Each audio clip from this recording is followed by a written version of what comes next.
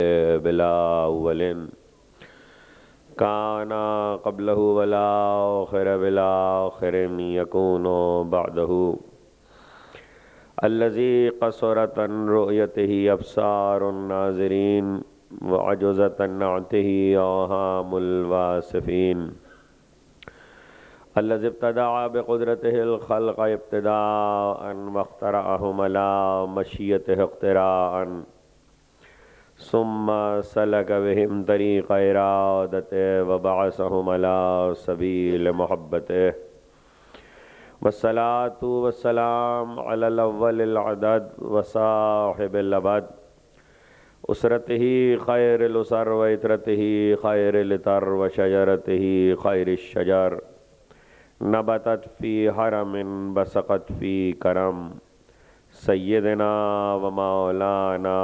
بالقاسم محمد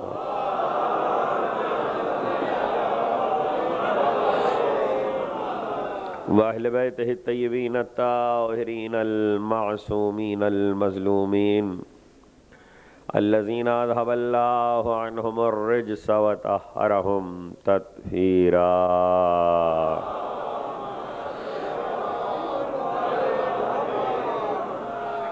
لا سیما علی الحق الجدید وطلت الرشید وغرت الحمید بقیت اللہ فی الارض وحجت اللہ علی الخلق شریک القرآن صاحب العصر والزمان عجل اللہ تعالی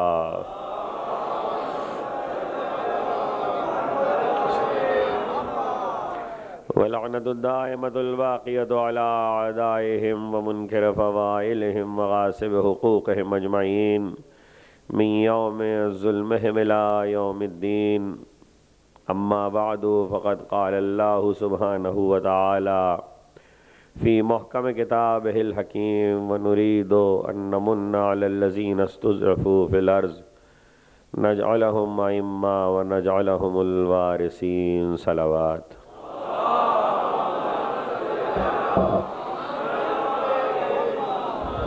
ایک بار اور سب مل کے صلوات بھیجو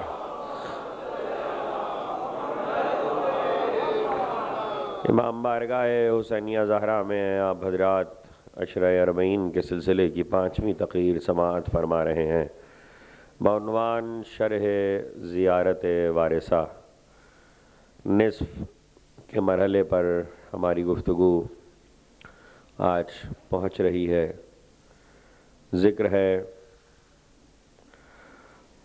اس سونے والے کا کہ جس نے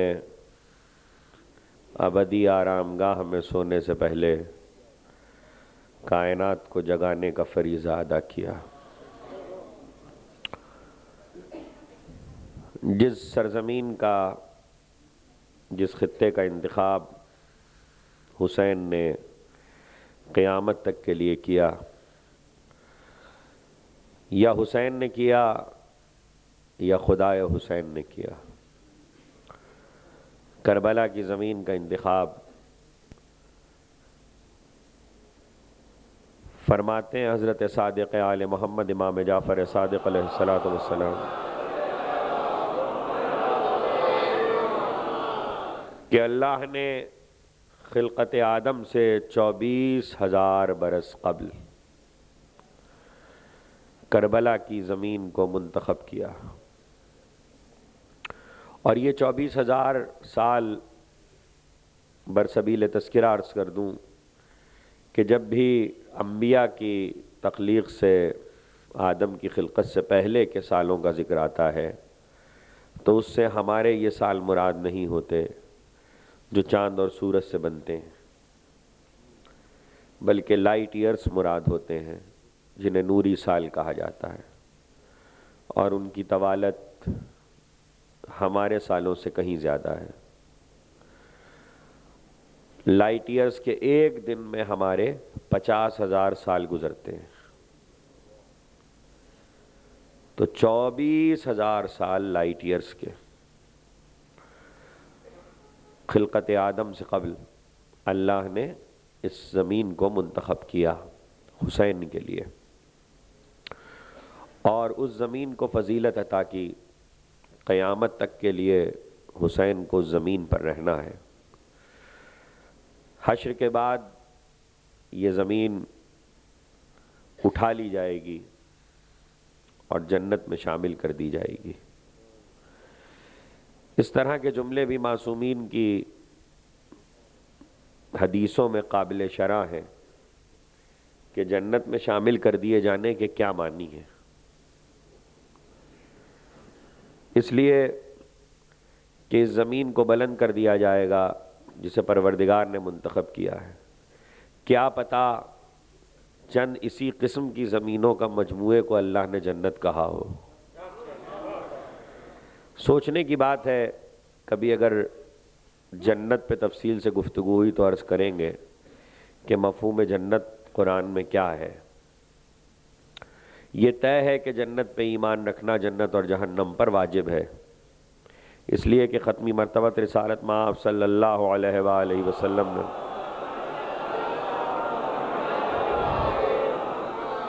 نے فرمایا جو چار چیزوں پر ایمان نہ رکھے وہ ہم میں سے نہیں ہے، فَلَيْسَ مِنَّا، وہ ہم سے نہیں ہے۔ ایک وہ جو پرسش قبر پر ایمان نہ رکھے، یعنی قبر کے سوال و جواب پر۔ دوسرا وہ جو جنت اور جہنم پر ایمان نہ رکھے۔ تیسرا وہ جو شفاعت کا منکر ہو، وہ ہم میں سے نہیں ہے۔ چوتھا وہ جو رجعت کا انکار کرے، وہ ہم میں سے نہیں ہے۔ یہ چار چیزیں ایسی ہیں۔ یہ الارم ہے، کیا چیز ہے؟ باہر ہے، صلوات بھیجیں محمد و آل محمد۔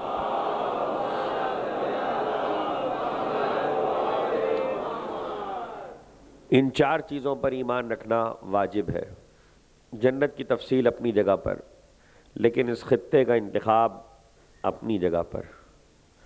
اس خطے کا تاریخ میں ذکر سید الشہداء کے کلمات سے خود ثابت ہو جاتا ہے کہ جب وارد ہوئے ہیں زمین کربلا پر تو آپ نے پوچھا کہ اس کا کیا نام ہے؟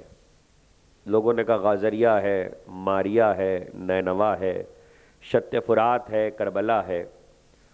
300 انبیاء امام نے فرمایا اس زمین پر دفن ہیں واقع کربلا سے پہلے۔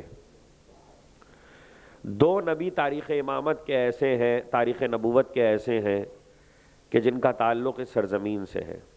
ایک تو حضرت یونس ہیں جو کربلا ہی میں مبعوث کیے گئے تھے اور یہیں کی بستی پر ان کو نبی بنا کے بھیجا گیا تھا۔ دوسرے نبی جس کا تعلق اس زمین سے بہت گہرا ہے وہ اللہ کا خلیل ہے۔ بظاہر آج یہ سنا جاتا ہے اور یہی تاریخ اسلام میں بیان ہوتا ہے کہ خلیل الہی کے سارے رشتے مکے سے ہیں۔ ایسا نہیں ہے۔ یہ آپ نے سنا ہوگا کہ نمرود بابل کا بادشاہ ہے اور بابل کے کھنڈرات آج بھی کربلا کے قریب ہی پائے جاتے ہیں۔ جو لوگ گئے ہیں انہوں نے دیکھا ہوگا بابل عراق کی ہی سرزمین ہے۔ حضرت ابراہیم اسی علاقے میں جس بستی میں رہتے تھے اس کا نام تھا ار، الف رے اور الف پر پیش، ار میں حضرت ابراہیم کا گھر تھا۔ مملکت کا نام تھا بابل، بادشاہ تھا نمرود۔ لیکن جس چھوٹے سے علاقے میں آپ ہیں یہ ایک بستی ہے۔ اس بستی میں تاریخی اعتبار سے حضرت ابراہیم کا جہاں گھر تھا اس گھر کا تعین بتا رہا ہوں کہ آج جہاں قبر حسین ہے بالکل اس جگہ پر ابراہیم کا گھر تھا۔ یعنی آج جہاں امام حسین کا روضہ ہے اور قبر ہے سید الشہداء کی، وہیں پہ ابراہیم کا گھر تھا۔ اور خلیل خدا یہاں سے نکلے ہیں ہجرت کرتے ہوئے، اور ہجرت کر کے خلیل خدا نے جب حکم ہوا تو ظاہر ہے کہ شروع میں چونکہ یہاں آباد ہیں اور ابتدائی زندگی کے سارے واقعات حضرت ابراہیم کے یہیں پیش آئے ہیں۔ وہ عراق ہی کی سرزمین ہے جہاں ابتدائی دور گزرا ہے۔ وہ بتکدہ کربلا کی زمین پر نہیں تھا، وہ بتکدہ اسی مملکت میں تھا کہ جس کے بتوں کو ابراہیم نے توڑا ہے۔ لیکن یہ طے ہے کہ پہلی بت شکنی کربلا کے قریب ہی کہیں ہوئی ہے اور بتوں کو توڑا ہے حضرت ابراہیم نے۔ علی سے پہلے تاریخ نبوت میں جو نبی بت شکن کہلاتا ہے وہ اللہ کا خلیل ہے۔ خلت کا عہدہ ان کو ملا ان کے پاس مختلف عہدے ہیں، جس میں ایک نبوت ہے، ایک رسالت ہے، ایک خلت ہے، ایک امامت ہے، جس میں سے ایک عہدہ ایسا ہے جو انہوں نے اپنی اولاد کے لیے مانگا ہے۔ تاریخ یہ بتاتی ہے کہ 13 برس تک، میں نے شاید کہیں تذکرہ کیا تھا اس سے پہلے کے عشرے میں، جس کی تفصیل نہیں بتانا، کہ 13 برس تک حضرت ابراہیم نے آسمان نہیں دیکھا تھا، لیکن جب وہ باہر آئے ہیں تو اس کے بعد انہی علاقے میں لوگوں سے حضرت ابراہیم کا واسطہ پڑا، اور حضرت ابراہیم نے حکم خدا کے آ جانے کے بعد دین کی تبلیغ شروع کی، لیکن چونکہ نمرود اپنی خدائی کا اعلان کر چکا تھا تو حضرت ابراہیم کے پیغام کو قبول نہیں کیا گیا۔ ایسے میں ایک دن ایسا آیا کہ عید کے دن حضرت ابراہیم نے ان کے بتوں کو توڑ دیا۔ اب سوال یہ ہے کہ عید کے دن یہ موقع حضرت ابراہیم کو کیسے ملا؟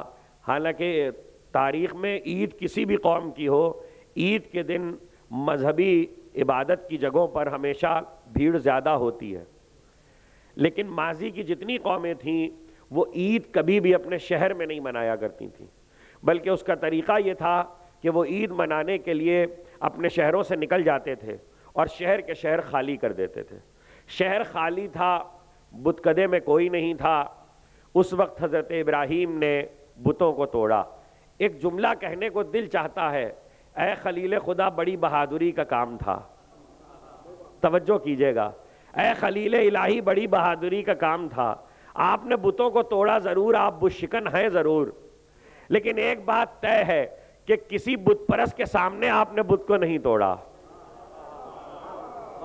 آپ کے بیٹے علی کو یہ فخر حاصل ہے کہ بھرے ہوئے مکے میں بت گرائے ہیں، بت پرستوں کی موجودگی میں بتوں کو توڑا ہے، تو فخر ہے اسی لیے خلیل کا کہ بعد میں آنے والا بت شکن اللہ کے خلیل کے لیے فخر کا باعث ہوا۔ وہ بت شکنی کا تسلسل ہے۔ جب واپس ہوا نمرود عید منا کر اپنی پوری قوم کے ساتھ، تو اس نے یہ دیکھا کہ بت توڑ دیے گئے ہیں۔ قصہ سارا آپ کا سنا ہوا ہے، تاریخ میں مجھے قصہ نہیں دہرانا۔ اس وقت فیصلہ یہ کیا گیا کہ یہی وہ ہے کہ جس نے ہمارے بت توڑے ہیں، اور اس فیصلے کے نتیجے میں ایک الاؤ روشن کیا گیا کہ ابراہیم کو آگ میں ڈالا جائے۔ جو الاؤ روشن کیا گیا ہے اس کے بارے میں امام کا فرمانا یہ ہے، قصص الانبیاء کی روایتیں اپنی جگہ پر ہیں، لیکن امام کا فرمانا یہ ہے کہ مہینوں لکڑی جمع کی گئی تھی، اور الاؤ ایسا تھا کہ جب الاؤ دہکا ہے اور آگ کے شعلے بلند ہوئے ہیں تو اس فضا میں اوپر بھی کوئی پرندہ پرواز نہیں کر سکتا تھا، اس قدر اس کے شعلے جاتے تھے، اور اتنا دور تک الاؤ روشن کیا گیا تھا کہ ابراہیم کو ہاتھ پکڑ کے وہاں نہیں بٹھایا گیا ہے، بلکہ منجنیق تیار کی گئی تھی جس سے ابراہیم کو پھینکا جانا تھا۔ منجنیق میں بٹھا کے ابراہیم کے پھینکے جانے کا مطلب ہی یہ ہے کہ الاؤ بہت بڑا تھا، اور اس الاؤ میں حضرت ابراہیم کو پھینکا گیا ہے۔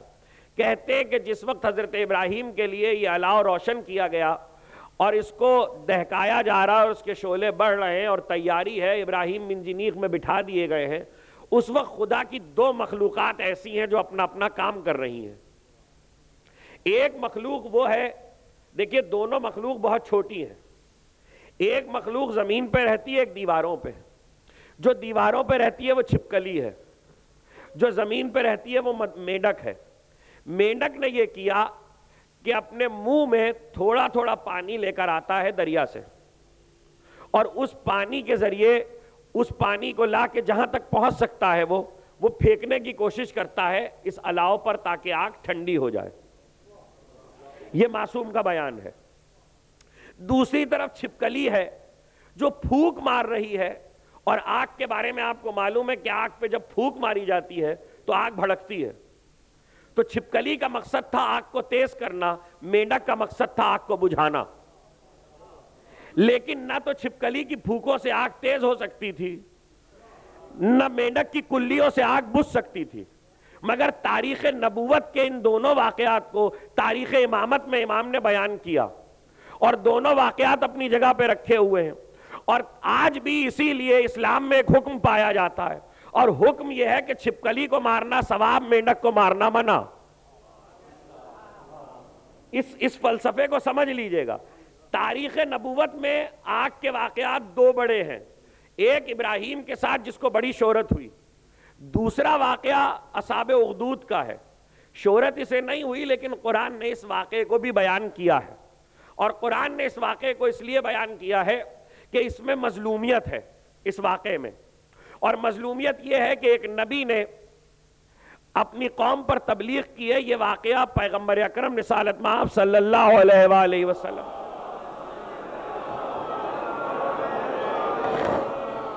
سے 70 برس پہلے کا ہے۔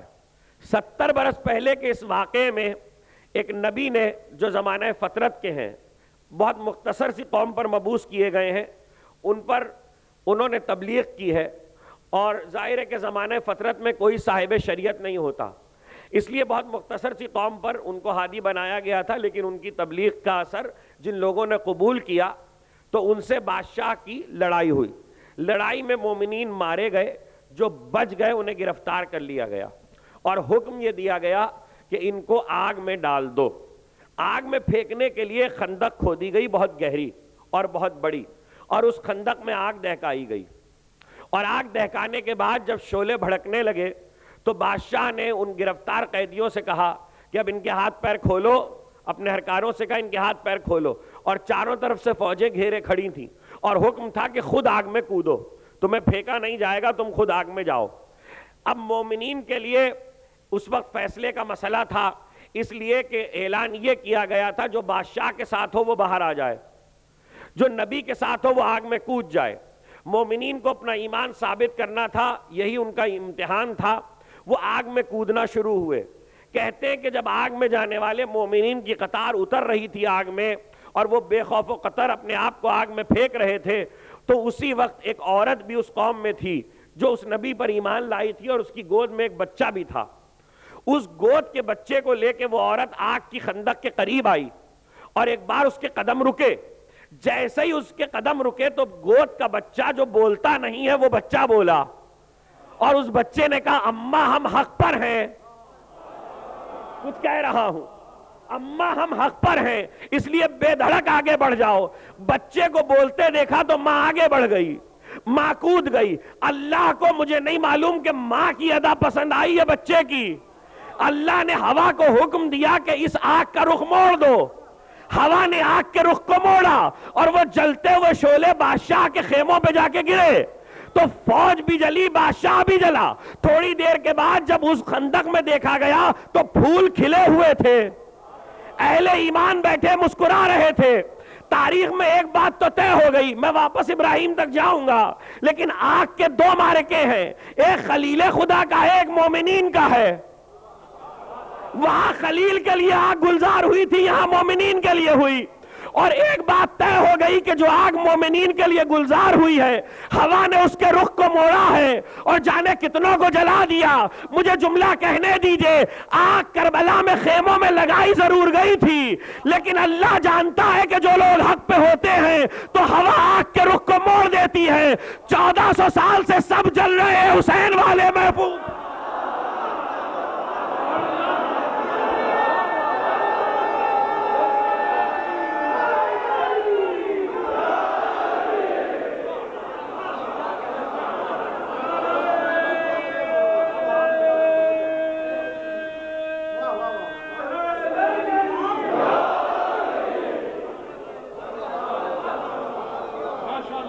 ہوا نے آگ کے شعلوں کا رخ موڑ دیا ہے۔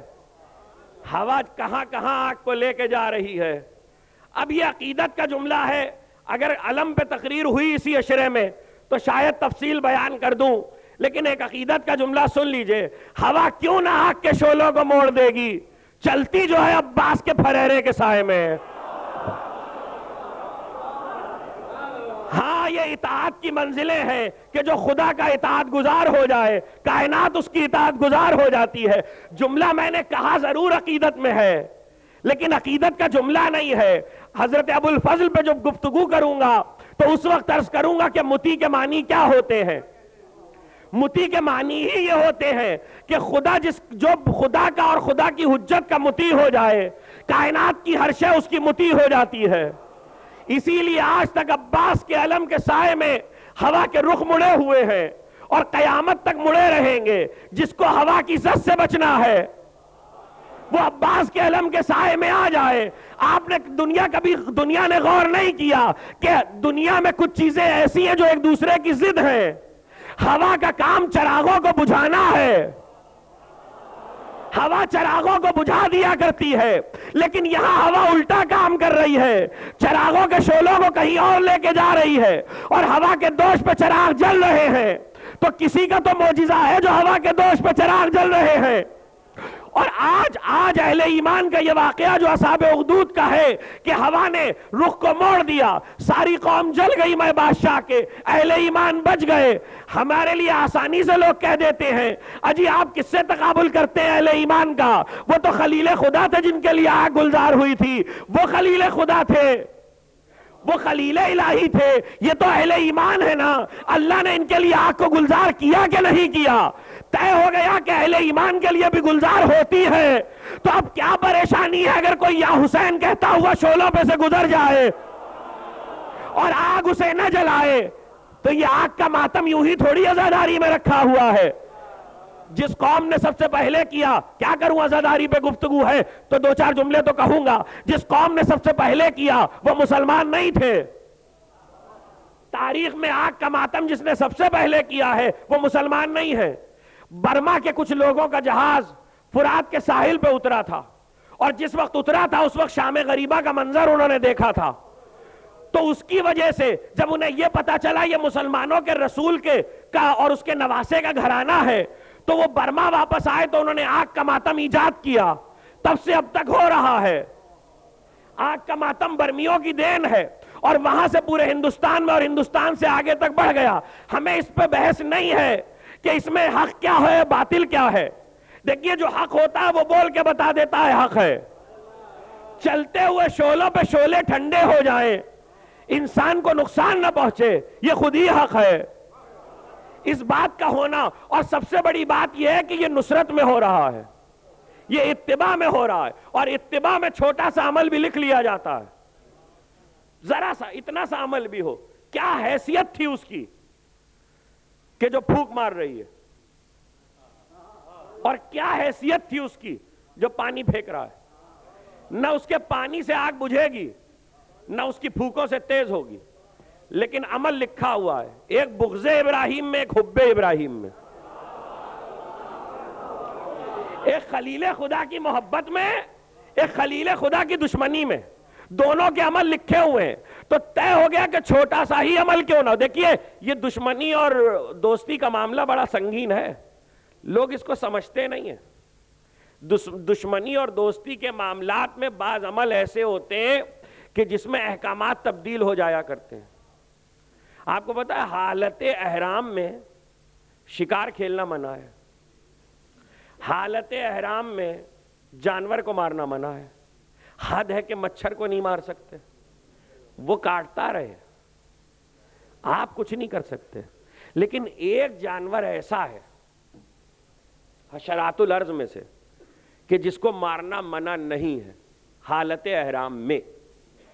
حالت احرام میں جائے امن کعبہ، حج کا ماحول، ہر ایک کو مارنا منع، خون بہانا منع. لیکن ایک ایسا ہے جسے مارنا منع نہیں ہے، وہ ہے بچھو. اور اس کی وجہ ہے کہ مارنا کیوں منع نہیں ہے، اس نے پیغمبر کے ہاتھ پہ ڈنک مارا تھا.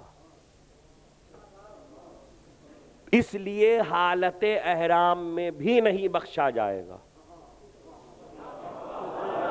کچھ کہہ رہا ہوں حضور.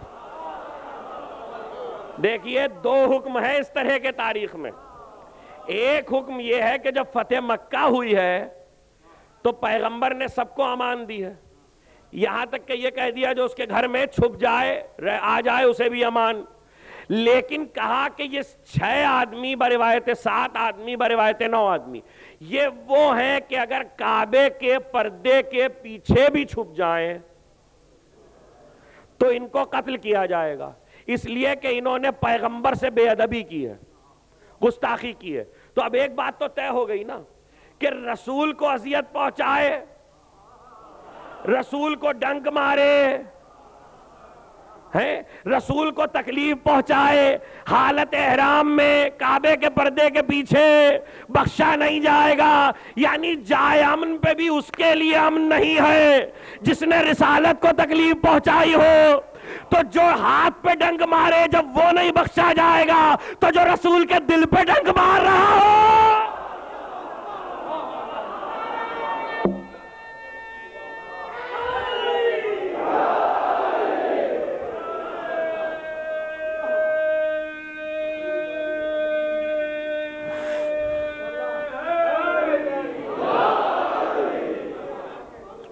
مینڈک اور چھپکلی, چھپکلی کو مارنا ثواب, مینڈک کو مارنا منع. اس نے نصرت پیغمبر کی ہے. چھوٹا سا عمل ہے, تاریخ میں اللہ نے محفوظ کر لیا کہ جو بھی نصرت پیغمبر کرے گا چاہے اس سے فائدہ ہو یا نہ ہو. لوگ کہتے ہیں آنسو مصائب کا جملہ ہے, لیکن میں فضائل میں سنا رہا ہوں, محفوظ کر لیجئے گا, بہت کام کا جملہ کہنے جا رہا ہوں. کل بھی گفتگو تھی, لوگ کہتے ہیں آنسو, یہ آنسو کس کام کے؟ آپ کو پتا ہے معصوم کی حدیث ہے. ارے ہمارے آنسو حسین کو کیا فائدہ پہنچائیں گے؟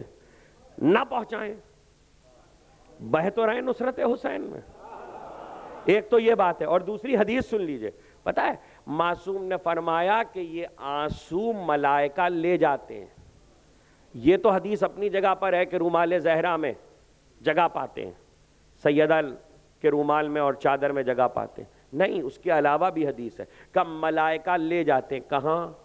جنت میں, کوثر میں ملانے کو, وہ تو الگ ہے, اس کی بات بعد میں کریں گے.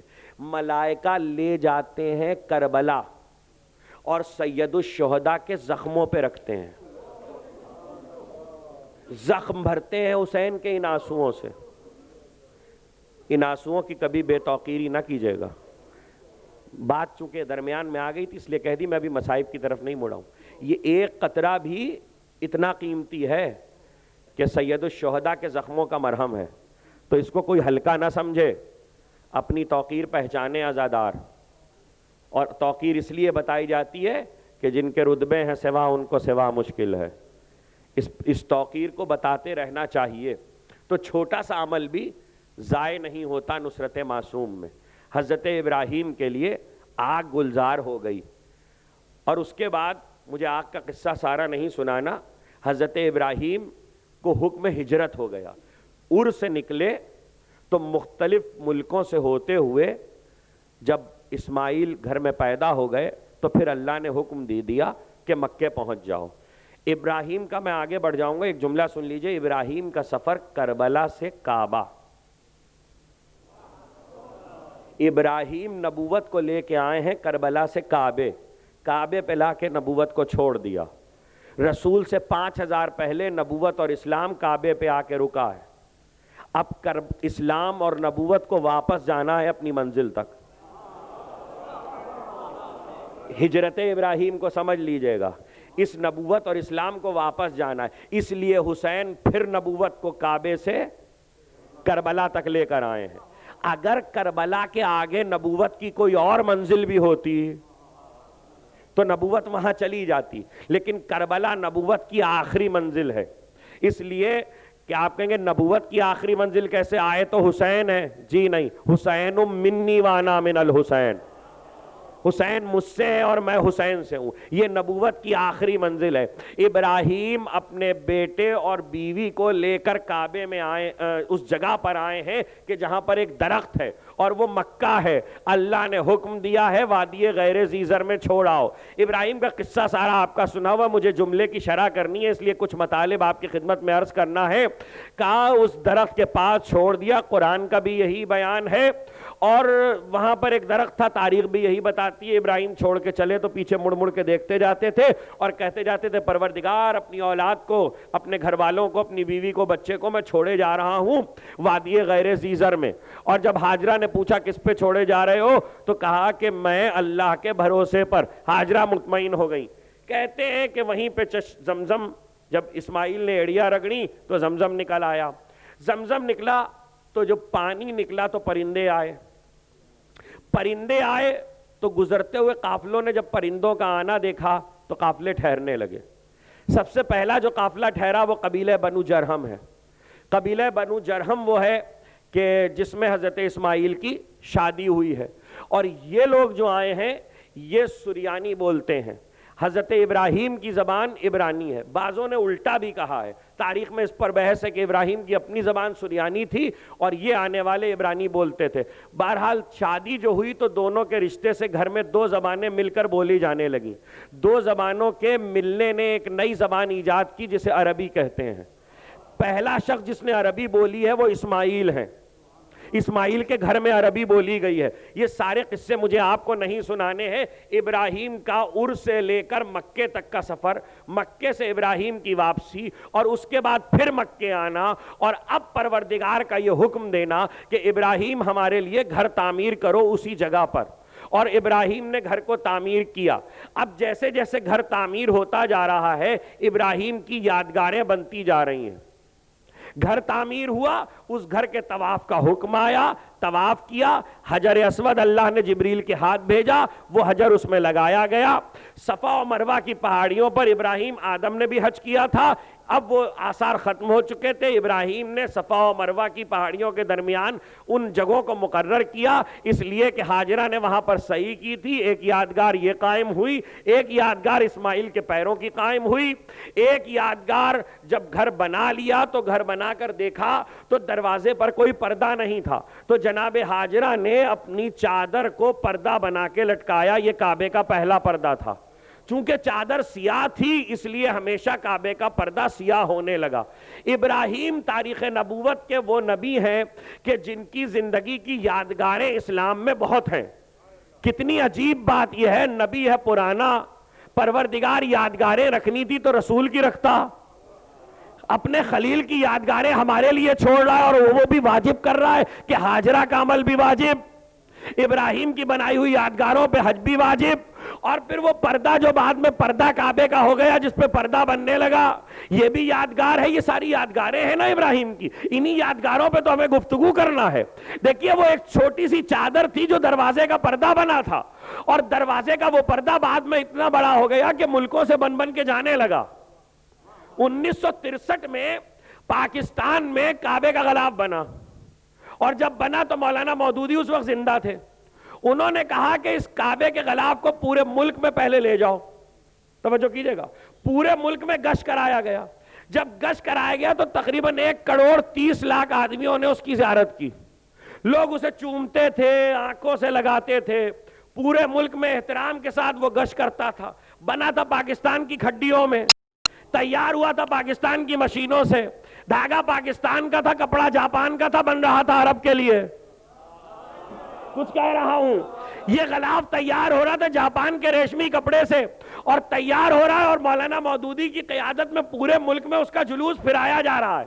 مولانا یہ جلوس کہاں جا رہا ہے؟ ارے یہ کعبے کے غلاف کا جلوس ہے، یہ غلاف ابھی چڑھا تو نہیں ہے، کہا چڑھا نہیں ہے مگر منسوب تو ہو گیا، چڑھا نہیں ہے مگر اسے نسبت تو ہو گئی کعبے کے غلاف کو۔ مولانا چونکہ ابھی چڑھا نہیں ہے اور صرف کعبے سے منسوب ہوا تو لائق احترام ہو گیا۔ ہاں ہاں بالکل لائق احترام ہو گیا، ابھی سے اسے چومو، اس کی بے حرمتی نہیں کر سکتے۔ یہ کہاں جائے گا؟ کعبے پہ جا کے چڑھایا جائے گا۔ مولانا صرف نسبت سے اتنا احترام کہ کعبے پہ، اور وہ بھی جاپان۔ اچھا یہ بھی نہیں معلوم، ٹھیک ہے حسن ظن ہے کہ مسلمانوں نے تیار کیا ہے تو یقیناً پاکیزگی کی حالت میں تیار کیا ہوگا، باوضو رہے ہوں گے، سب احترام کے ساتھ اسے تیار کیا ہوگا، لیکن جو ریشم جاپان سے آیا تھا اس ریشم کا کیا حال تھا؟ تو مولانا پلٹ کر یہی کہیں گے، دیکھیے بات یہ نہیں ہے کہ ریشم کہاں سے آیا، بات یہ ہے کہ ایک ہی چمڑا ہوتا ہے، آپ کچھ گز چمڑا خریدتے ہیں، ایک چمڑے سے جوتا بنانے کا حکم دیتے ہیں آدھے کو کاٹ کے، اور آدھے سے قرآن کے لیے جلد بنواتے ہیں۔ چمڑا ایک ہی ہے، دو نہیں ہے، ایک چمڑے کے دو حصے کی، ایک سے جوتا بنوایا، ایک سے قرآن کی جلد بنوائی، تو جو قرآن کی جلد کے لیے گیا وہ محترم ہو گیا، حالانکہ ابھی جلد تیار نہیں ہوئی، اور لگ گیا اس میں، اور جس سے جوتا بنا وہ بیکار ہے، اسے سر پہ بھی نہیں رکھ سکتے، حالانکہ دونوں چمڑوں میں رشتہ داری ہے، دونوں کی رگیں ایک ہیں، دونوں کی رگیں ایک ہے۔ دیکھیے چمڑوں میں رگیں ہوتی ہیں، کپڑے میں دھاگے ہوتے ہیں، تانا بانا ہوتا ہے تو رگیں ایک ہے لیکن سارا معاملہ نسبت کا ہے. عجیب و غریب بات یہ ہے کہ کعبے کا غلاف ابھی نسبت ہو جائے, کعبے نہ پہنچے, چڑھایا نہ جائے, صرف نسبت کی بنا پہ اس کا جلوس بھی نکل سکتا ہے, وہ قابل احترام بھی ہو سکتا ہے. تو ہم نے بھی تو عباس کے علم کو نسبت ہی تو دی ہے, پھریرا لے کے جلوس لے کے نکل رہے ہیں. تو اگر کعبے کے غلاف کا جلوس نکل سکتا ہے تو علم عباس کا جلوس کیوں نہیں نکل سکتا؟ یہ سارا نسبتوں کا معاملہ ہے. اور تاریخ اسلام میں اللہ نے ابراہیم کی یادگاریں رکھی ہی اس لیے ہیں کہ جب تک ابراہیم کی یادگاریں باقی رہیں گی نسبتوں کو پہچانتے رہنا. دیکھیے پیغمبر کے پاس ذرا سا میں 2 جملے سن لیجئے. پیغمبر اکرم رسالت مآب صلی اللہ علیہ وآلہ وسلم,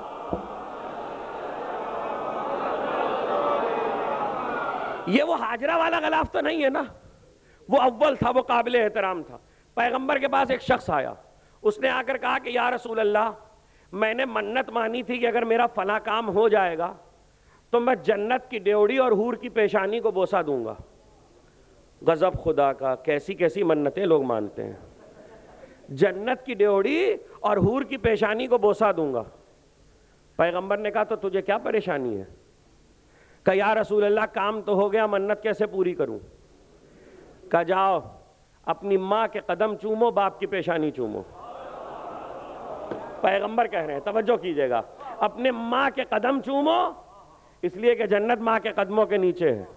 باپ کی پیشانی چومو. اس نے کہا نہ ماں زندہ ہے نہ باپ زندہ ہے. پیغمبر, عالم اسلام کی روایت, اس نے کہا نہ باپ زندہ ہے نہ ماں زندہ ہے. پیغمبر نے کہا دونوں کی قبروں پہ چلے جاؤ اور ان کی قبروں پہ جا کے بوسہ دو. یہ بوسہ گویا جنت کی ڈیوڑی کو ہوگا. ماں باپ کی قبر پہ بوسہ دو گے تو یہ بوسہ گویا ڈیوڑی پر ہوگا. ارے جنت کی ڈیوڑی پہ بوسہ کیسے ہو جائے گا؟ وہ جنت بے جان ڈیوڑی. یہ ماں باپ زندہ اگر ہو تو ٹھیک, اور اگر قبریں ہیں تو چلیے قبر بے جان, لیکن یہ یہاں کا بوسہ وہاں کیسے پہنچے گا؟ اللہ کا رسول کہہ رہا ہوگا اور وہ حور کی پیشانی تک بھی پہنچ جائے گا. اس نے کہا کہ یا رسول اللہ ماں باپ بچپن میں مر گئے تھے, قبروں کا پتہ نہیں. اب ہو گئی قیامت, اللہ کا منت اسے پوری کرنی ہے. منت کا پورا کرنا اسلام میں واجب, نہ کرے تو گنہگار. پیغمبر نے کہا ایسا کر, گھر میں بیٹھ کے 2 نشان بنا لے, ایک کو کہے ماں کی قبر, ایک کو کہے باپ کی قبر, اور دونوں کو بوسہ دے, منت پوری ہو جائے گی.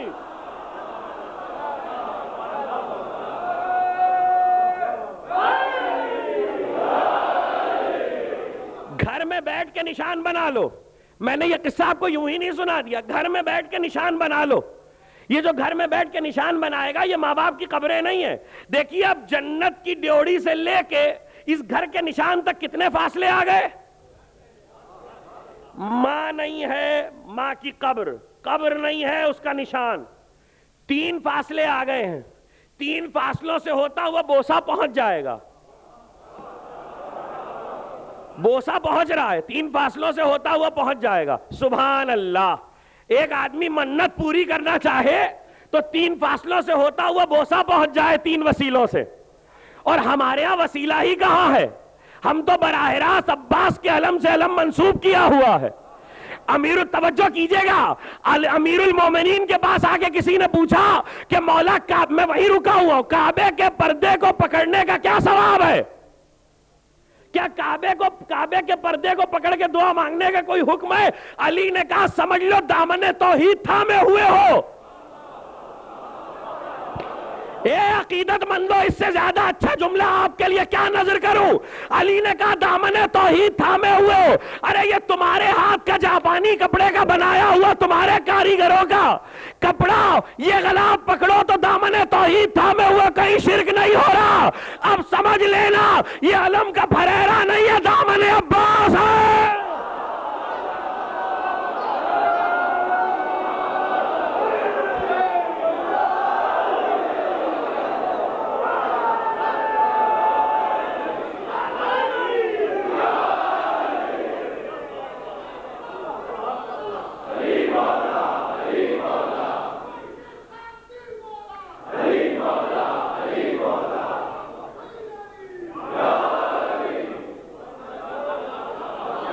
عالم کا بحیرہ نہیں ہے. اگر کعبے کا غلاف دامن توحید ہو گیا تو پھر یہ علم کا بحیرہ نہیں ہے, یہ دامن عباس ہے. کتنے وسیلوں سے ہو کے بوسا جا رہا ہے. تبھی تو پیغمبر نے 2 حدیثیں ارشاد فرمائی کہ جس نے قیامت تک آنے والے میری اولاد کے کسی فرد کے ہاتھ پہ بوسا دیا گویا اس نے میرے ہاتھ پہ بوسا دیا. پیغمبر کی ایک حدیث یہ. اور جس نے کسی عالم کے ہاتھ پہ بوسا دیا اس نے میرے ہاتھ پہ بوسا دیا.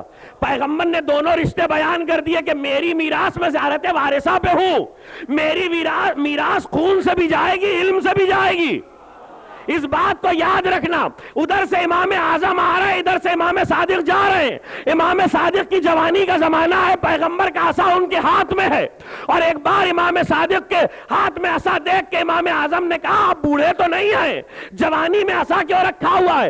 امام نے کہا کہ یہ عصا میں نے اس لیے رکھا ہے کہ یہ پیغمبر کا عصا ہے اور سنت رسول ہے. جلدی سے امام اعظم آگے بڑھے کہ پیغمبر کے عصا کو بوسا دے لے. امام نے عصا کو پیچھے کر لیا کہ نعمان ابن ثابت کیا ارادہ ہے؟ کہ رسول کا عصا ہے, میں اسے بوسا دینا چاہتا ہوں. امام نے جلدی سے آستین الٹی کہ اس لکڑی کو رسول کی لکڑی کو تم بوسا دے رہے ہو اس لیے کہ رسول کا عصا ہے, ان رگوں میں رسول کا خون دوڑ رہا ہے.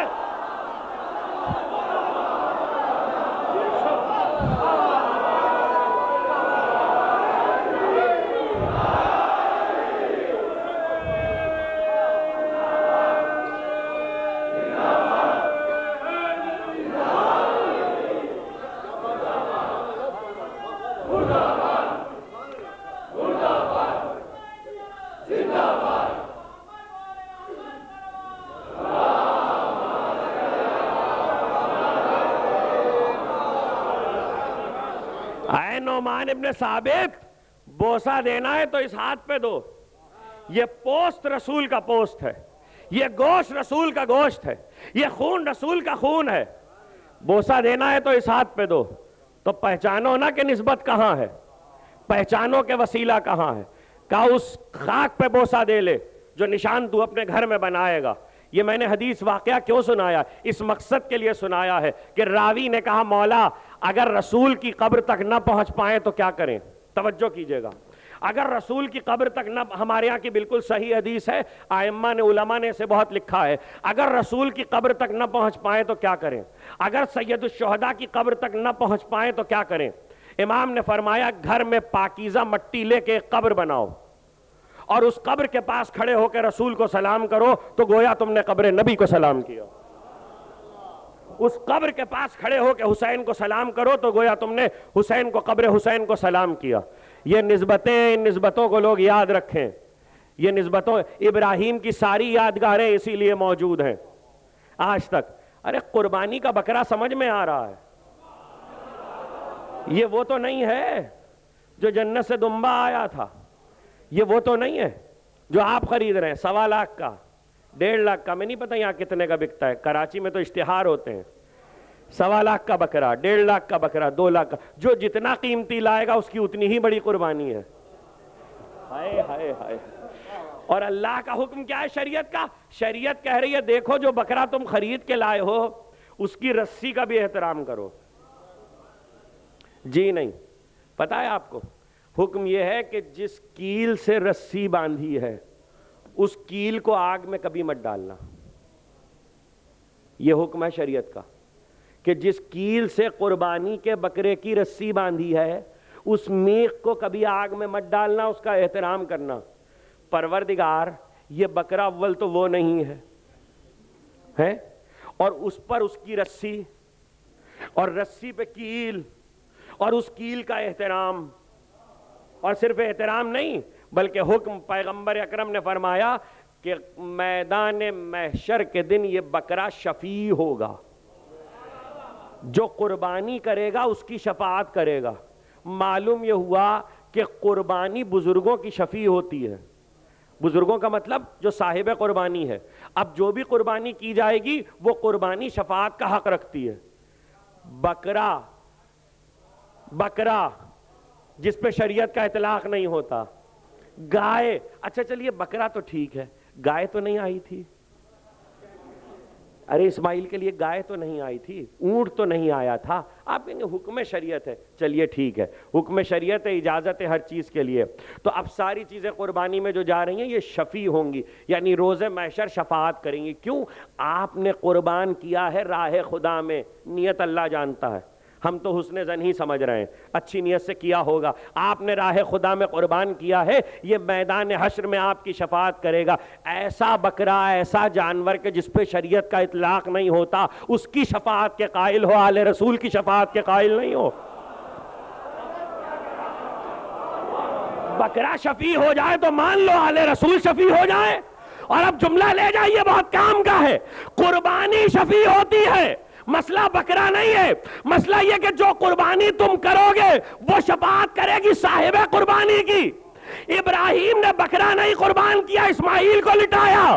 اسماعیل شفیع ہوں گے ابراہیم کے لیے. تو اب جس کی جتنی قربانیاں ہوں گی اس کی شفاعت بڑھتی جائے گی. تو دیکھو تو ابو طالب کے کتنے شفیع ہیں.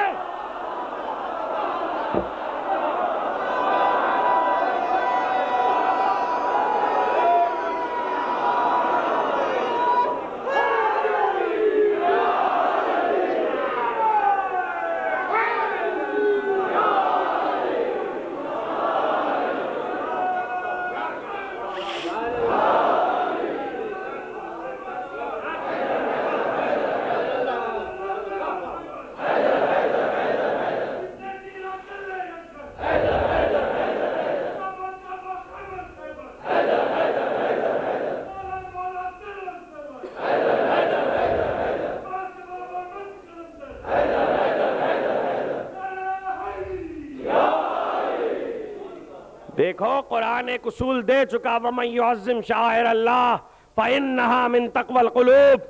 جو شاعر الہی کا احترام کرے تو یہی دلوں کا تقوی ہے. لوگ کہتے ہیں عزاداری اور تقوی دو الگ الگ چیزیں ہیں. قرآن کہہ رہا ہے دلوں کا تقوی یہ ہے کہ جو شاعر الہی کا احترام کرے. اور شاعر الہی کا قانون ابراہیم کی یادگاروں میں موجود ہے. ابراہیم کی یادگاریں بہت عظیم صحیح, لیکن حسین کی یادگاریں ابراہیم سے آگے بڑھ گئیں. ابراہیم کی یادگاروں نے دین کو آگے بڑھایا ہے, بچایا نہیں ہے. حسین کی یادگاروں نے دین کو بچایا ہے. حسین کی یادگاروں میں جو کچھ بھی ہے, علم ہو, تعزیہ ہو, تابوت ہو, جو کچھ بھی ہو. ارے آج لوگ بات کرتے ہیں کہ یہ مراسم ہندوستان میں ایجاد ہوئے ہیں, ہندوؤں سے شروع ہو گئی عزاداری. آج تک لوگوں کو یہ معلوم ہی نہیں ہے کہ ہندوؤں نے ہم سے کیا لیا اور ہم نے ہندوؤں سے کیا لیا ہے. یہ کہنے کی بات ہے کہ جو چیز سمجھ میں نہ آئی وہ ہندوانہ ہو گئی. اجی ہندوؤں سے مسلمانوں نے نہیں لیا ہے, ہندوؤں نے ہم سے قبول کیا ہے. جائیے جا کر دیکھیے طلاق ہندوؤں میں ہے, کہاں سے آ گئی؟ طلاق ہندوؤں میں کہاں سے آئی؟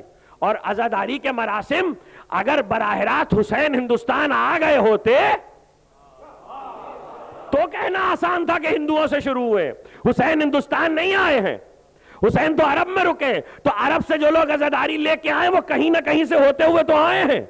ہندوستان میں عزاداری بعد میں پہنچی ہے. یہ سب شاعر الہی ہیں, اور شاعر الہی میں ایک ایک چیز قیمتی ہوا کرتی ہے. میں قبر پہ رکا ہوا تھا, دو جملے میرے سن لیجئے, میں آگے بڑھ جاؤں. حضرت نوح کا جب طوفان ہوا اور سفینہ چلا تو اللہ نے حکم دیا, دیکھو آدم کا تابوت قبر سے نکال لو اور اس تابوت کو سفینے میں رکھ لو. پروردگار کیا کر رہا ہے؟ بدعتیں شروع کروا رہا ہے. آدم کا تابوت قبر سے نکال کے سفینے میں رکھوائے گا. ارے قبر میں رہنے دو, پانی کو حکم دے دے کہ اس قبر سے نہ گزرے. خدا کے لیے میری دلیل کو سمجھے, پانی کو حکم دے دے کہ آدم کی قبر پہ سے نہ گزرے. بس اتنا کر لے گا, نہیں پانی کو حکم نہیں دوں گا, تابوت کو نکلوا کے رکھو. اس لیے کہ مجھے دنیا کو بتانا ہے پانی کو حکم صرف ایک کی قبر کے لیے دیا ہے.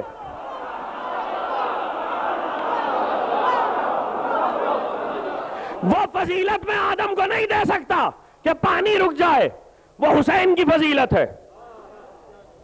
ہاں ہاں ہاں ہاں, آدم کے وارث ہیں حسین. فضیلت بڑھ گئی نا, تابوت اٹھا کے, صندوق کو اٹھا کے قبر سفینے میں رکھا. اب جب تک سفینہ چلتا رہا, صندوق رہا, تابوت رہا. اب وہ تابوت جب سفینے میں تو ظاہر لوگ دیکھ بھی رہے, لوگ ظاہر ہے کہ تابوت تو قریب ہے، آنا جانا گزرنا، اس کے بعد جب اترے گا سفینہ، پانی خشک ہوگا، تب زمین میں دفنائے جائیں گے، اتنے دن تو تابوت ہے، لوگ زیارت کر رہے ہیں، کوئی نہیں کہہ رہا، نبی کی تاریخ میں موجود ہے۔ اس تابوت کو دیکھنا، اس تابوت کی زیارت کرنا بدعت نہ ہوا؟ جب وہ بدعت نہ ہوا تو آج تابوت کو دیکھنا کیسے بدعت ہو جائے گا؟ یہ تابوت ٹھیک ہے کہ یہ خالی ہے، لیکن خالی ہے تو منسوب ہے نا، پیغمبر نے جو قبر بنوائی وہ بھی تو خالی تھی، پیغمبر نے جو جگہ بنوائی ہے، جو نشان بنوایا ہے وہ بھی تو خالی ہے۔ اسی طرح ابراہیم کی جتنی یادگاریں، ابراہیم کی تو ایسی ایسی یادگاریں ہیں کہ آج تاریخ اسلام سوچے تو اپنے ایمان پہ غور کرنا پڑے گا۔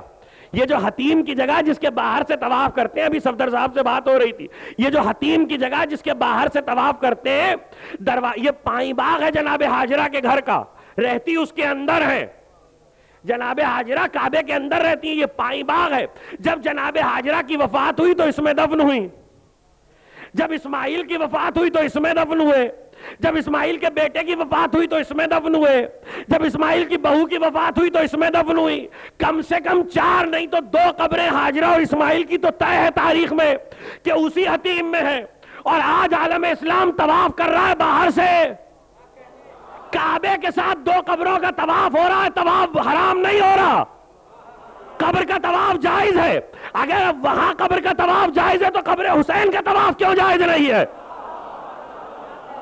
اور اگر یہ جملہ برداشت ہو تو لے جائیے گا، تحقیق کا جملہ ہے، لوگ ڈھونڈتے پھریں گے کتابوں میں، حضور جو جنت المعلا میں ابو طالب کی قبر ہے وہ مجازی ہے، ابو طالب کی حقیقی قبر بھی حتیم میں ہے، جہاں اسماعیل کی قبر ہے، جہاں ہاجرہ کی قبر ہے، سلام ہو ایسے کفر پہ کہ سارا اسلام تباہ کر۔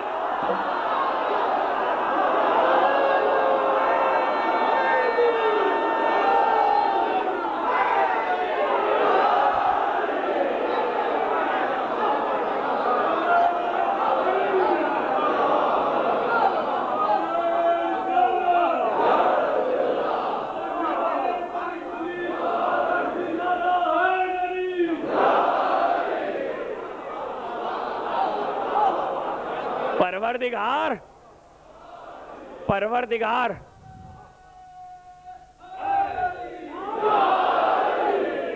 اتنی یادگاریں،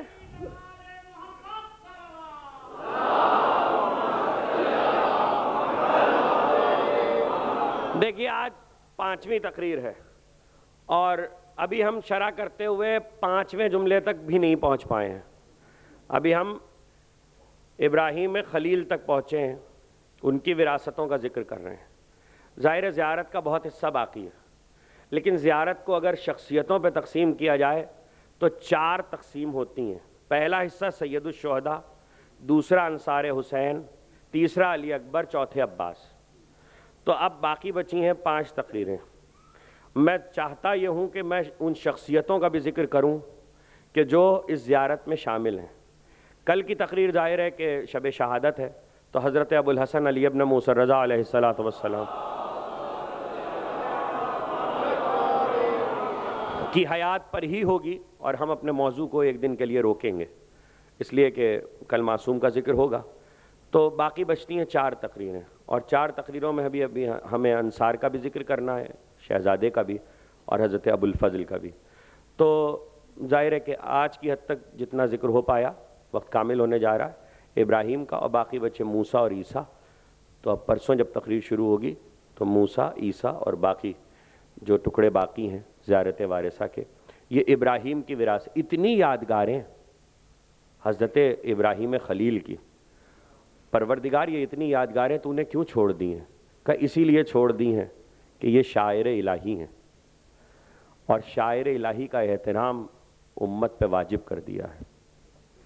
کل تک تو ہمیں آسانی تھی کہ ہماری لڑائی عزاداری پر حملہ کرنے والوں سے تھی، آج ہمیں بڑی مشکل ہے، اس لیے کہ آج ہمیں اپنی صفوں سے مخالفت کا سامنا ہے۔ برا نہیں مانیے گا، کل تک شاعر عزاداری پر حملہ باہر سے ہوتا تھا، آج شعار عزاداری پہ حملہ اندر سے ہوتا ہے۔ اس لیے دو چار جملے میں اپنوں سے بھی کہہ دوں جو بہت ضروری ہیں۔ سب سے بڑی بات یہ ہے کہ 2 منٹ میں آپ کے صرف لوں گا تاکہ بات سمجھا دوں۔ سب سے بڑی بات یہ ہے کہ آج ایک مزاج یہ بن چکا ہے کہ ہر چیز کے لیے دنیا میں کوئی کام ہو رہا ہو اس کے لیے سوال اٹھایا جاتا ہے اس کا شرعی ثبوت دیجئے، اس کی شرعی حیثیت کیا ہے۔ جو لوگ لفظ شریعت کی شین سے واقف نہیں ہیں وہ یہ کہتے ہیں کہ اس کی شرعی حیثیت بتائیے۔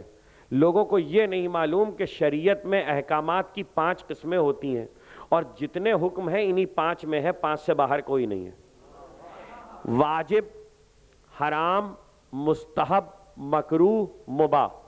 واجب جس کا حکم دیا گیا، حرام جس سے روکا گیا، مستحب جو پسندیدہ ہے نہ کرو تو گناہ نہیں، مکروہ جس کا نہ کرنا پسندیدہ ہے کر لیا تو گناہ نہیں، جو ان 4 میں نہ آئے وہ مباح ہے۔ یعنی جس پر شریعت خاموش ہو وہ مباح ہے۔ لوگ واجب حرام یاد رکھتے ہیں، مباح بھول جاتے ہیں۔ یاد رکھیے شریعت 5 میں ہی کہیں ہوگی۔ دنیا کے جتنے احکامات ہیں، آج اگر صرف اس بات پہ بات کی جائے، آیت اللہ سید علی حسین فانی ان سے پوچھا گیا عزاداری کے شاعر کے معاملے میں، تو سوال یہ کیا گیا کہ آغا یہ بتائیے کہ یہ جو عزاداری میں جو کچھ آج کل ہو رہا ہے لوگ کہتے ہیں کہ اس کا شرعی ثبوت دیا جائے، تو انہوں نے یہ کہا اس میں بہت سی چیزیں، سوال میں یہ بھی تھا کہ اس میں بہت سی چیزیں بدعت بھی ہو سکتی ہیں۔ انہوں نے یہ کہا کہ لوگوں کو بدعت کا مفہوم نہیں معلوم، لوگ مباحات کو بدعت کہتے ہیں جبکہ مباح بدعت نہیں ہوا کرتا۔ اور یہ اب ان کا جملہ تھا۔ اب میں مثال میں 2 جملے عرض کر دوں۔ جہاز پہ بیٹھنا واجب ہے کہ حرام؟ کوئی مجھے بتائے شرعی حکم، ہوائی جہاز پہ بیٹھنا واجب ہے کہ حرام؟ کوئی نہیں بتا سکتا۔ ٹرین میں بیٹھنا سفر کرنا واجب ہے کہ حرام؟ اچھا چلیے اور آسان کر دوں، یہ کوکا کولا اور پیپسی کولا پینا، ذرا سا اس کے بارے میں تو کچھ بتائیے کہ یہ واجب ہے کہ حرام، مستحب ہے کہ مکروہ؟ آپ کہیں گے مباحات میں ہے۔ کیوں مباحات میں؟ اس میں تو ضرر بہت ہے۔ دیکھیے قانون یہ بھی ہے کہ جس چیز میں ضرر زیادہ ہو، اب ڈاکٹر بہتر بتا سکتے ہیں کہ اس کا ضرر کیا ہے۔ بدن کو پھلا دیتی ہیں کولڈ ڈرنکس، معدے کو خراب کر دیتی ہیں، نظام ہاضمہ کا بیڑا غرق کر دیتی ہیں کولڈ ڈرنکس، اور اس کے بعد بھی پی جا رہی ہیں، تو حکم شریعت تو بتائیے۔ اب جو انہوں نے جملہ کہا آغا فانی نے، میں اس کے جملے کی، ان کے جملے کی شرح کر رہا ہوں، انہوں نے کہا یہ ساری چیزیں مباحات میں ہیں، اور مباح کے معنی ہی یہ ہوتے ہیں کہ اس پہ نہ واجب کا حکم آیا ہے، نہ حرام کا، نہ مستحب کا، نہ مکروہ کا۔ اور فقہ کے معاملے میں ایک اصول سب جان لیں۔ دیکھیے جو لوگ اصول فقہ نہیں جانتے وہ اس طرح کی باتیں کرتے ہیں۔ فقہ کے معاملے میں ایک اصول بالکل صاف ہے، ہر چیز اس وقت تک حلال ہے جب تک اس کے حرام ہونے پہ قرآن کی آیت یا معصوم کی حدیث نہ آ جائے۔ ہر چیز جائز ہے جب تک ناجائز ہونے پہ قرآن کی آیت یا حدیث نہ ملے۔ ہر چیز پاک ہے جب تک ناپاک ہونے پہ قرآن کی آیت یا حدیث نہ ملے۔ تو ہم سے یہ نہ پوچھا جائے کہ عزاداری کے شعار میں ماتم سے لے کے تابوت و تعزیہ تک کے جواز کا کیا فتویٰ ہے، ہمیں یہ بتایا جائے کہ قرآن کی کون سی آیت میں حرام کہا گیا ہے اور رسول کی کون سی حدیث میں حرام کہا گیا ہے۔ مسئلہ یہ ہے، اور اس وقت چونکہ بات نکل آئی اس لیے میں کہہ رہا ہوں کہ علماء کے مجتہدین کے بیانات اپنی جگہ پر، خطرہ ہمیں دیکھیے مجتہدین نے ہمیشہ دین کی حفاظت کی ہے۔ میں ایسے تمام مجتہدین سے واقف ہوں اور ذاتی طور پر ان کی کتابوں کا مطالعہ رکھتا ہوں کہ جو عزاداری کے سلسلے میں جن کے بیانات میرے پاس محفوظ ہیں، جس کو تفصیل چاہیے وہ عزاداری از دیدگاہ مرجعیت شیعہ فارسی، اردو، انگریزی، عربی میں پڑھ سکتا ہے، مجتہدین کے فتوے تک موجود ہیں۔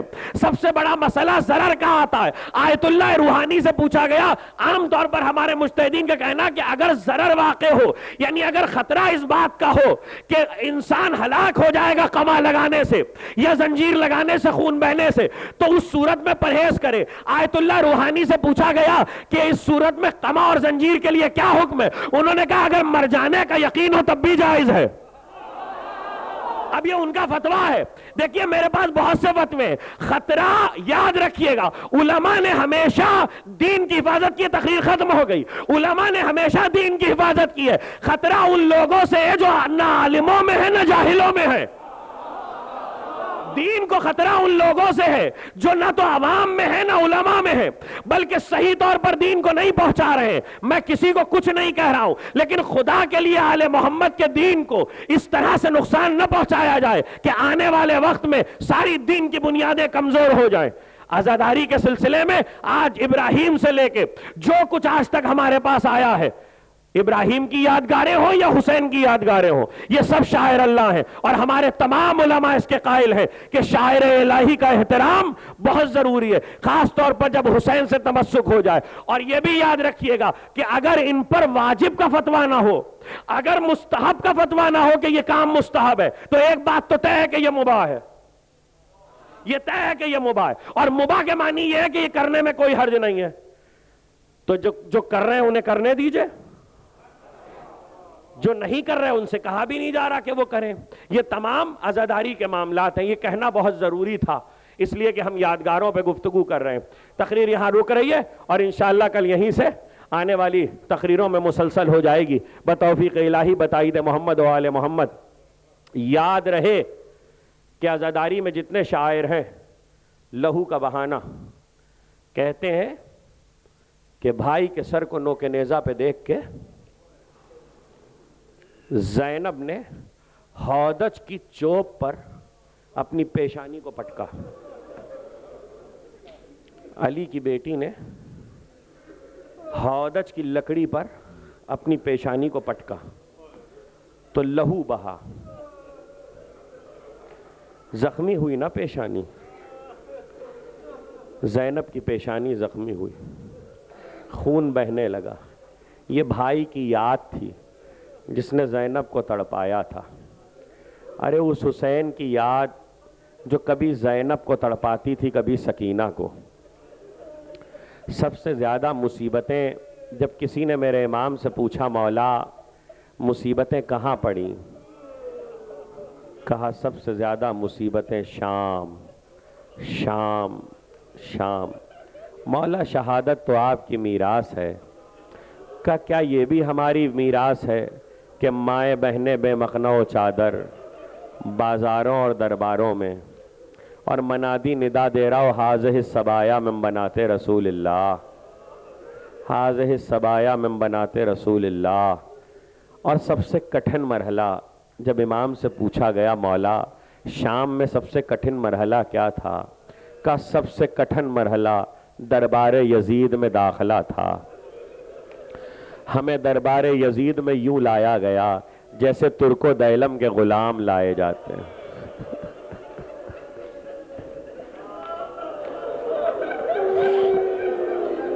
ہمیں دربار میں یوں لایا گیا جیسے ترک و دیلم کے غلام لائے جاتے ہیں. جس وقت اسیر دربار میں لائے گئے اور ایک ایک بی بی کا تعارف کرایا گیا. عزیزو خدا کسی پہ یہ وقت نہ لائے کہ گھر کے کسی مرد کے سامنے ان کی عورتوں کا تعارف کرایا جائے.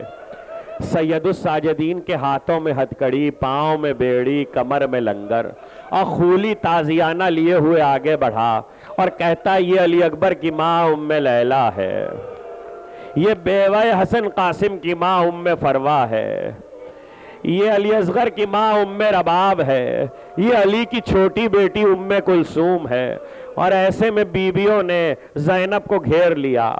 مقتل کہتا ہے کہ یزید کے تخت کے نیچے تشت میں حسین کا سر رکھا ہوا تھا جس پر کپڑا ڈھکا تھا. اس کپڑے کو یزید نے ہٹا دیا. ایک بار یزید کی نگاہ اسیروں پہ گئی تو دیکھا ایک 4 برس کی بچی ہے، اپنا ایک پیر اٹھاتی ہے اور دوسرا پیر زمین پہ رکھتی ہے، پھر دوسرے پیر کو بلند کرتی ہے اور پہلا پیر زمین پہ رکھتی ہے. ایک بار یزید نے دیکھا اور اس کا ایک ہاتھ گردن پر ہے. براہ راست بچی کو مخاطب کیا کیا بات ہے، تم اپنا ایک پیر اٹھاتی ہو دوسرا پیر رکھتی ہو، تمہارا ایک ہاتھ گردن پر ہے. بچی نے کہا یزید ساری بیبیوں کے بازوؤں میں رسن ہے، میرے گلے میں رسن ہے. جب بیبیاں سیدھے قد سے کھڑی ہوتی ہیں تو میرا دم گھٹنے لگتا ہے. یزید نے کہا اس بچی کی رسن کھولو، مجھے اس سے بات کرنا ہے۔ رسن کھول دی گئی، بچی سیدھے قد سے کھڑی ہوئی تو یزید کہتا تمہارا کیا نام ہے؟ کہ میرا نام سکینہ ہے۔ کہ تم کس کی بیٹی ہو؟ عزیزو جملہ سنو گے، خدا آپ کی گودیاں آباد رکھے، آپ کے کلیجے اولاد کی خوشیوں سے ٹھنڈے رکھے۔ جب پوچھا کس کی بیٹی ہو تو سکینہ نے یہ نہیں کہا کہ حسین کی، بلکہ یہ کہا جس کا سر تیرے تخت کے نیچے تشت میں رکھا ہے، میں اس کی بیٹی ہوں۔ اللہ کسی بیٹی پہ یہ وقت نہ لائے۔ کہ اچھا تم حسین کی بیٹی ہو، سنا حسین تم سے بہت محبت کرتے تھے۔ کہا ہاں حسین مجھ سے بہت محبت کرتے تھے، میرا بابا مجھ سے بہت محبت کرتا تھا۔ کہا سنا تم بھی اس سے بہت محبت کرتی ہو؟ کہا ہاں میں بھی اپنے بابا سے بہت محبت کرتی ہوں۔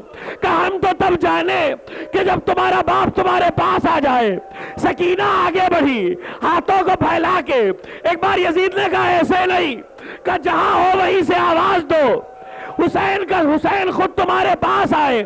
سکینہ نے ننھا سا دامن پھیلایا اور ایک بار پکارا اے بابا، یزید آپ کی محبت کا امتحان لے رہا ہے، بابا میری آغوش میں آ جاؤ۔ حسین کا سر بلند ہوا، سکینہ کے دامن میں آیا، رخسار پر رخسار رکھا، آواز دی